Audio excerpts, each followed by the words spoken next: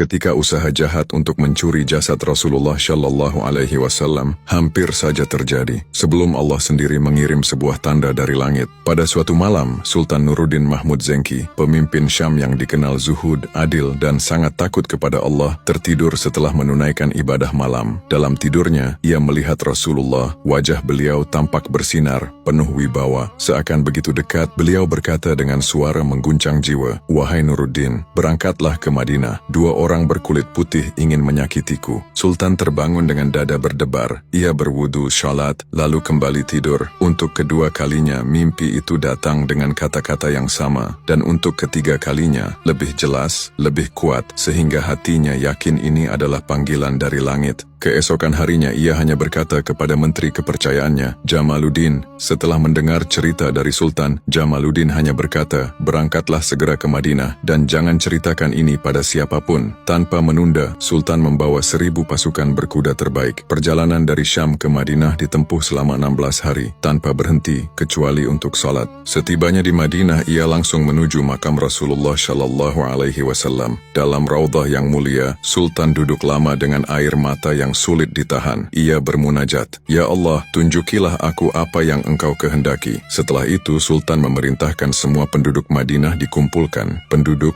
pedagang, hingga musafir. Ia memberikan hadiah kepada mereka. Bukan hanya hadiah, tetapi cara untuk melihat setiap wajah, namun beliau tidak menemukan dua orang yang disampaikan Rasulullah dalam mimpinya. Kemudian Sultan bertanya kepada penduduk Madinah, apakah ada orang yang belum menerima hadiah? Sampai seorang penduduk berkata, tidak ada, kecuali 2 orang dari Andalusia. Mereka tidak mau mengambil hadiah. Keduanya selalu beribadah di raudhah. Sultan bertanya, bagaimana warna kulit mereka? Putih kemerahan. Saat itu juga tubuh Sultan terasa dingin. Inilah 2 orang yang Rasulullah tunjukkan dalam mimpinya. Kedua peziarah itu dihadapkan kepada Sultan. Mereka memberi jawaban yang goyah dan tidak meyakinkan.